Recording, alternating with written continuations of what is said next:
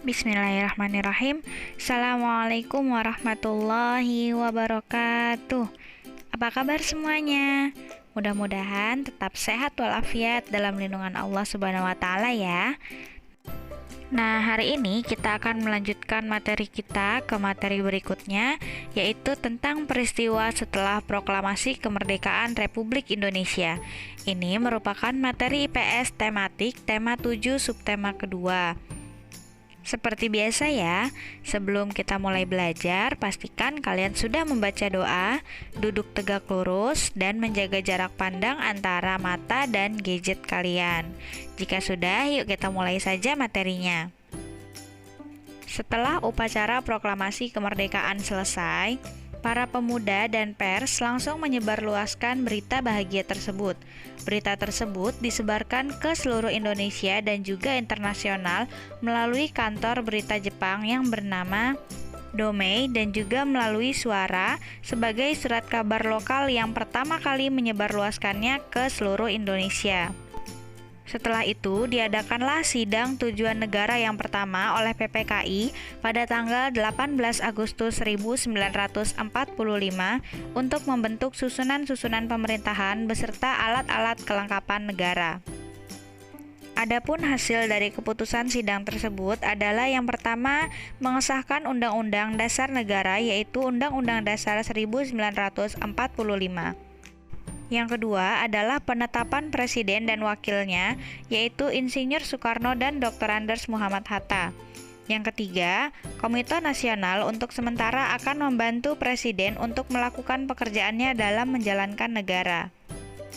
Kemudian, sidang tujuan negara kedua yang diadakan oleh PPKI adalah pada tanggal 19 Agustus 1945 untuk melanjutkan pembahasan dari sidang yang sebelumnya.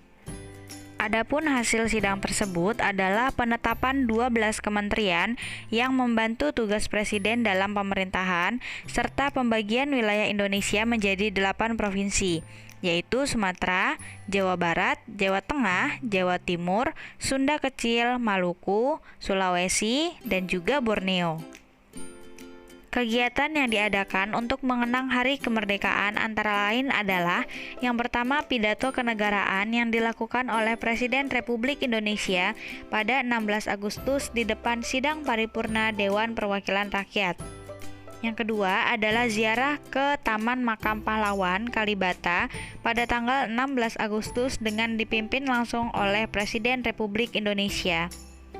Yang ketiga adalah upacara kemerdekaan 17 Agustus yang diselenggarakan sebagai peringatan detik-detik menjelang proklamasi kemerdekaan dengan dipimpin oleh Presiden Republik Indonesia, pembacaan naskah proklamasi oleh Ketua Dewan Perwakilan Rakyat Republik Indonesia, serta pengibaran sangsaka merah putih oleh putra dan putri pilihan dari seluruh provinsi di Indonesia. Yang keempat adalah pengadaan upacara kemerdekaan di berbagai tempat seperti perkantoran, baik milik pemerintah ataupun swasta, dan juga di sekolah-sekolah.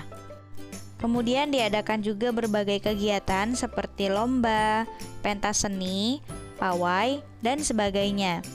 Lalu ada juga pengibaran bendera merah putih yang dilakukan oleh seluruh lapisan masyarakat di depan rumahnya pada tanggal 17 Agustus.